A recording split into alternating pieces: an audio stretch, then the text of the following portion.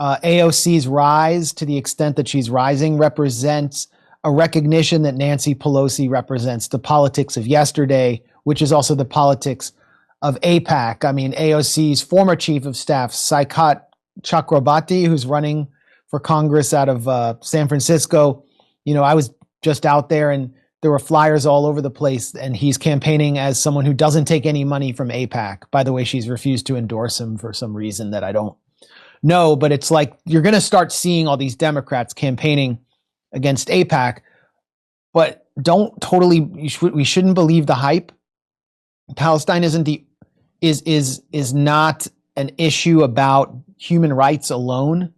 It's an issue about imperialism. And as Glenn Greenwald said, the most important issue that challenges your principles is imperialism, the highest stage of capitalism, which is affecting Americans so negatively through the Iran war that we are losing hundreds of billions of dollars of wealth among the American public, while crony oligarchs are earning billions through insider trading and all sorts of other schemes.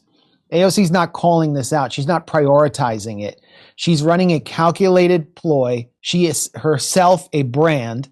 She is an empty vessel for calculating political strategists who actually want to supplant Nancy Pelosi with something else. And they're actually going to exploit Palestine to win over younger people while preserving imperialism, in order to preserve imperialism. And that means preserving the proxy wars, the ability for the U.S.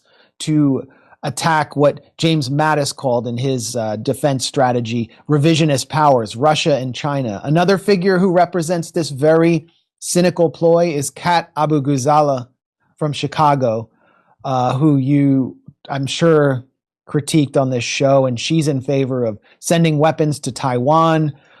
She's a big cheerleader for the Ukraine proxy war, and she's also for boycotting Israel. And she speaks. She poses as this radical podcaster, yes, with a kufiya behind her. But she's also a cheerleader for the war machine as a progressive Democrat. This is the model of the future. And remember, before AOC went to the Institute of Politics to appeal to the Obamacrats in Hyde Park, where Obama came from, where he's just erected this giant Sauron-like tribute to himself, destroying a forest, the Obama Presidential Library. Before she did that, she went to the Munich Security Conference. Remember that? Yep. And she was asked about Taiwan. They said, do you favor sending weapons to Taiwan? Should U.S. troops to Taiwan? Should the U.S. put boots on the ground and fight China directly if China attempts to take Taiwan? And she couldn't answer the question. Couldn't answer it.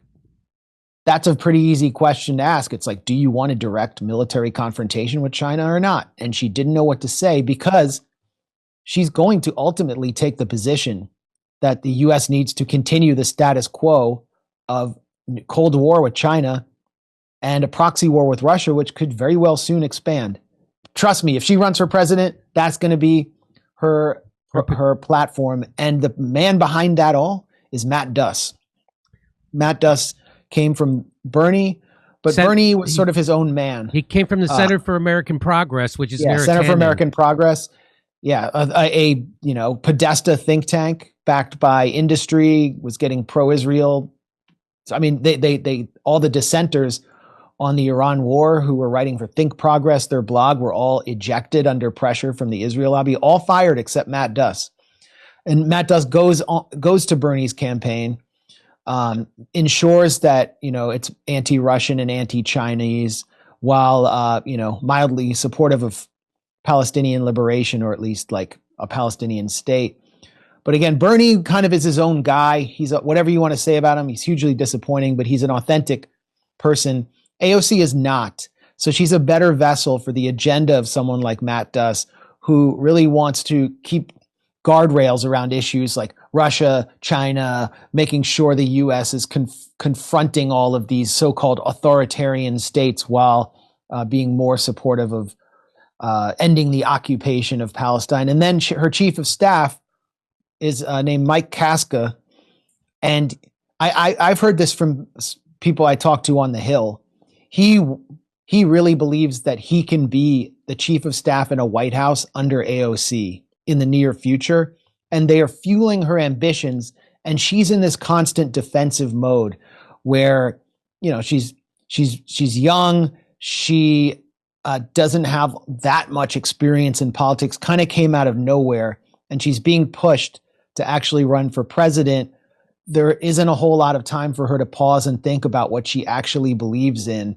And they're taking advantage of that with aspirations of their own. And I think a real train wreck is coming one way or another. She talked about the train. I'm talking about the train wreck. And it's either her becoming a source of embarrassment and discrediting the progressive left on the campaign trail if she runs, or her sheepdogging all of these well-meaning, young, and very angry and betrayed people back into the Democratic Party if she succeeds. Either way, it's a mess.